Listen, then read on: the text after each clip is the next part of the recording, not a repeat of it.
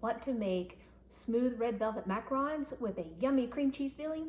Well, you are in the right place.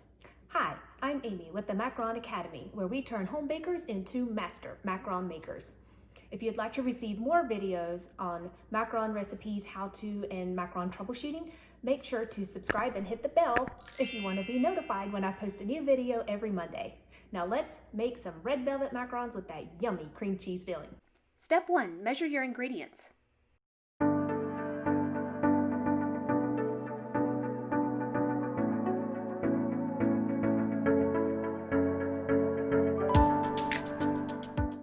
After weighing my almond flour, powdered sugar, and cocoa powder, I use a whisk to mix them together and push it through the sifter. Once all the ingredients are in the bowl, I'll continue to whisk to make sure all the dry ingredients are well incorporated. Doing this will help you get those smooth tops on your shells.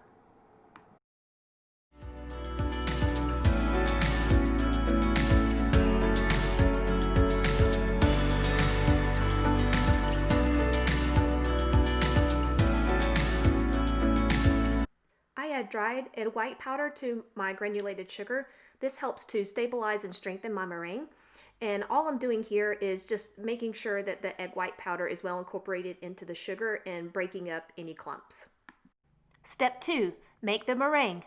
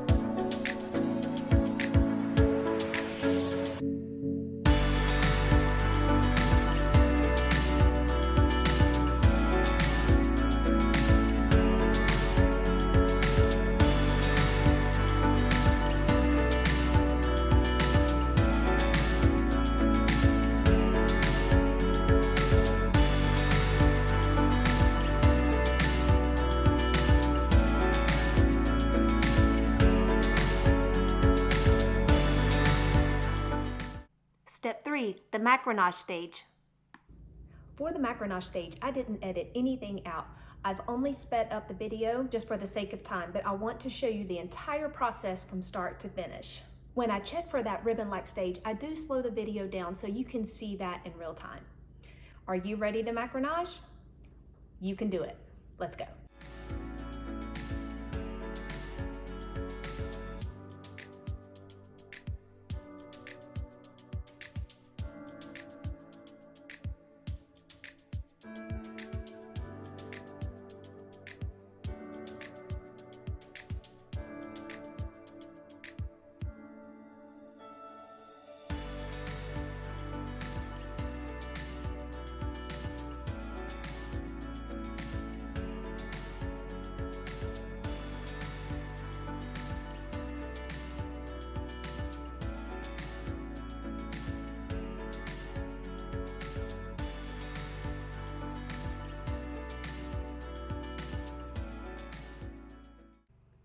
After getting the dry ingredients incorporated into the meringue, you can see we have a good consistent batter now.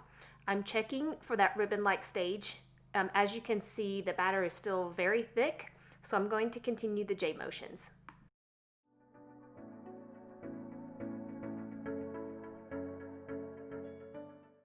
After several strokes, I'm checking for that ribbon-like stage again. You can see it's beginning to thin out, but it's still on the thick side. Keep going.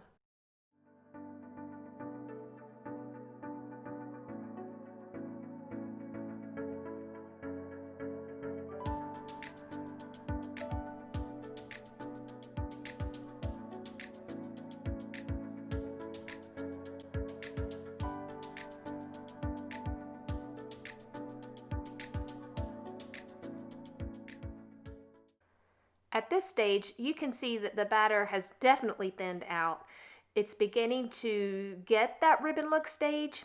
What we're really looking for now is once it ribbons off the spatula, how long does it take it to fall back in itself on the batter?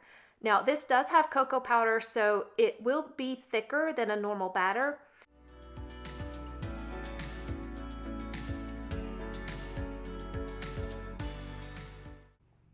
After several strokes, I check the batter again.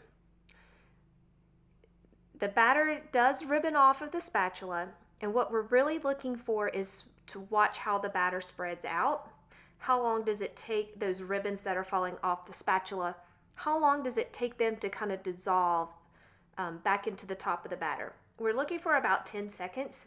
You can see it's still keeping its shape. So we're going to do a few more J strokes. When you're at this stage, you only want to do a few strokes and check your batter again because we are very close at this point. I'm just going to fold the batter kind of back into the center of the bowl so I can check the status. And here we go. We're going to check the status. Look how that is ribboning off the spatula. Watch how it spreads out. And you see how those ribbons are kind of just falling back into the batter? This is exactly what we're looking for. And at this point, I would stop the macaronage stage. This is where you want to be. Step 4, time to pipe the shells.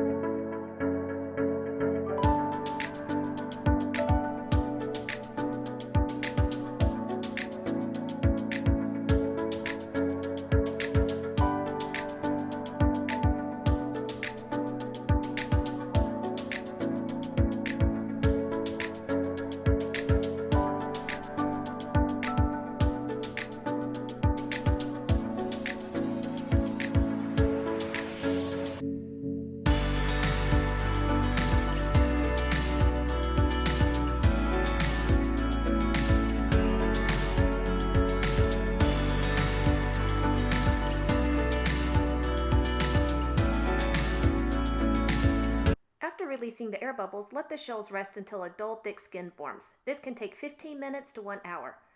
Bake your shells at 300 degrees for 15 minutes. After baking, cool on the baking tray for 15 minutes.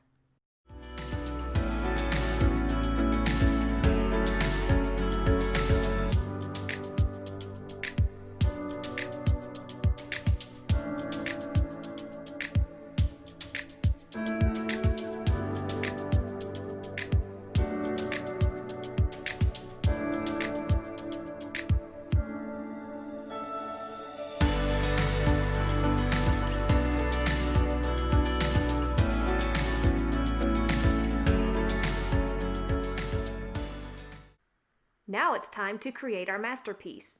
After our shells have cooled, put your cream cheese filling on your shells.